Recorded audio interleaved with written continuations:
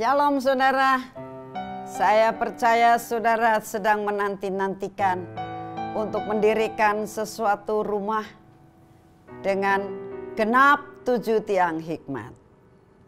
Saya harap saudara tidak menjadi bosan setiap kali ketemu dengan saya, tapi saya percaya ada sesuatu pesan yang harus disampaikan.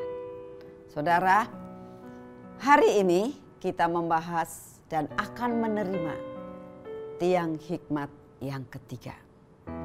Mau menantikan dan mau belajar hari ini? Mari belajar bersama-sama. Karena saya pun masih terus belajar. Masih terus belajar dan masih terus belajar. Sebab kalau tidak, maka kita akan stuck. Dan kita tidak bisa masuk dalam rencana Tuhan yang tambah hari, tambah luar biasa. Saudara tahu? Rencana Tuhan luar biasa atas hidup saudara dan saya. Mari kita bersama-sama. Apa tiang hikmat yang ketiga?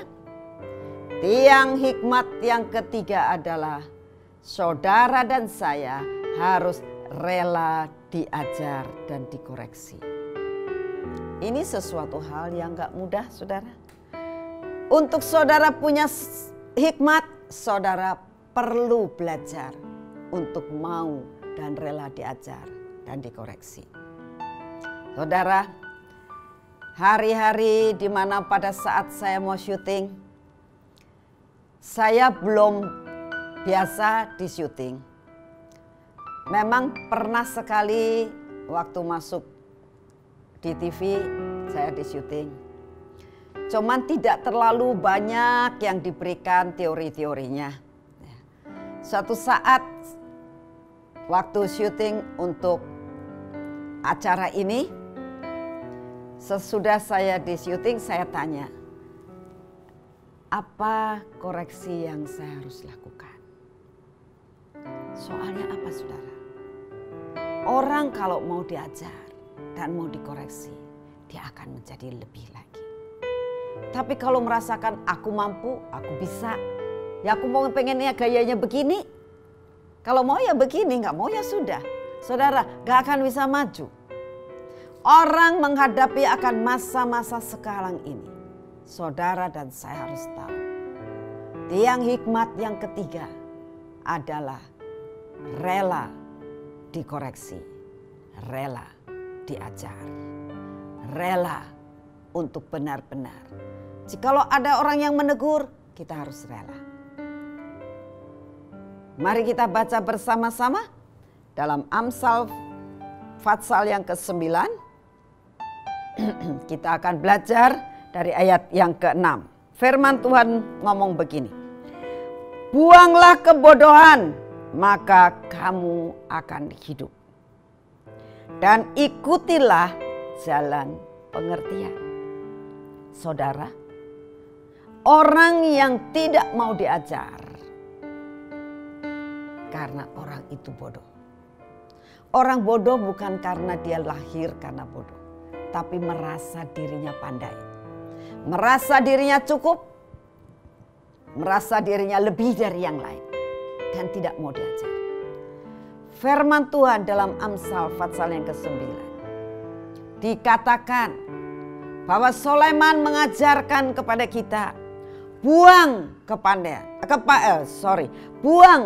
kebodohan. Kebodohan itu harus dibuang saudara. Dibuang kemana? Kita sebenarnya semua orang tidak mau bodoh. Tapi bodoh itu seolah-olah datang sendiri. Bagaimana cara kita membuang kebodohan? Saudara, saya akan memberikan sebuah gambaran bagaimana bisa dikatakan bahwa kebodohan itu dibuang. Yaitu dengan cara saudara melihat kalau ada sebuah gelas yang putih ya. Lalu saudara lihat di dalam isinya itu ada kopi. Anggap aja itu suatu kebodohan. Kebodohan yang memenuhi akan pikiran hati kita. Bagaimana cara membuangnya? Caranya adalah tuangi terus dengan susu. Tuangi terus, lama-lama menjadi kopi susu. Lama-lama kopinya itu lenyap dan susunya yang tinggal. Saudara, ini gambaran. Dengan mau diajar, mau dikoreksi, mau ditegur ya. Dengan apa saudara ditegur dan diajar? Dengan firman Tuhan. Saudara kalau mau diajar dengan firman, saudara mau diisi dengan firman, saudara terus mau ditegur dengan firman. Setiap saudara ini belajar firman Tuhan, saudara merasa ditegur oleh firman Tuhan. Ayo belajar lagi, maka kebodohan itu akan keluar dengan sendirinya. Dan dengan keluarnya akan kebodohan, akan mengakibatkan saudara dan saya menjadi orang yang mau diajar. Inilah tiang hikmat yang ketiga. Tiang hikmat yang benar-benar mau diajar. Kita teruskan di dalam Amsal 10 ayat yang pertama. Ini jelas, orang bodoh itu sama dengan orang bebal. Firman Tuhan mengatakan begini. Anak yang bijak mendatangkan sukacita kepada ayahnya. Tetapi anak yang bebal adalah kedukaan bagi ibunya. Kenapa? Kenapa orang yang bebal itu membuat duka cita dari seorang ibu? Karena ibu inilah yang senantiasa ingin mengajar anaknya.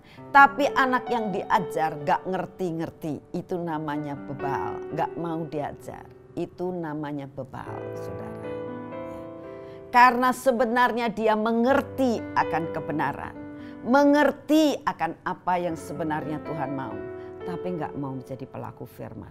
Itulah yang dinamakan bebal, saudara. Saudara, mungkin saudara gak merasakan akan hal ini. Tapi berapa banyak tanpa terasa saudara dan saya itu adalah orang yang bebal. Beberapa waktu yang lalu ada seseorang yang konseling dengan saya dan dia mengatakan begini. Saya tahu, tapi saya mau. Saya tahu Tuhan gak suka. Saya tetap akan lakukan. Saya bilang, loh, kamu tahu gak firman Tuhan? Tahu. Kamu tahu gak itu dosa? Tahu. Kenapa kamu lakukan? Ya aku mau. Ini orang bebal, saudara. Kenapa saya katakan orang yang bebal dan keras? Karena dia tahu kebenaran, tapi tidak mau menjadi pelaku kebenaran. Hari ini, saudara, kita belajar lepaskan diri kita dari kebodohan. Lepaskan kita daripada yang dinamakan kekerasan hati, kebebalan itu. Kita minta pada hari ini, lepaskan kita daripada kebebalan dan susah untuk diajar.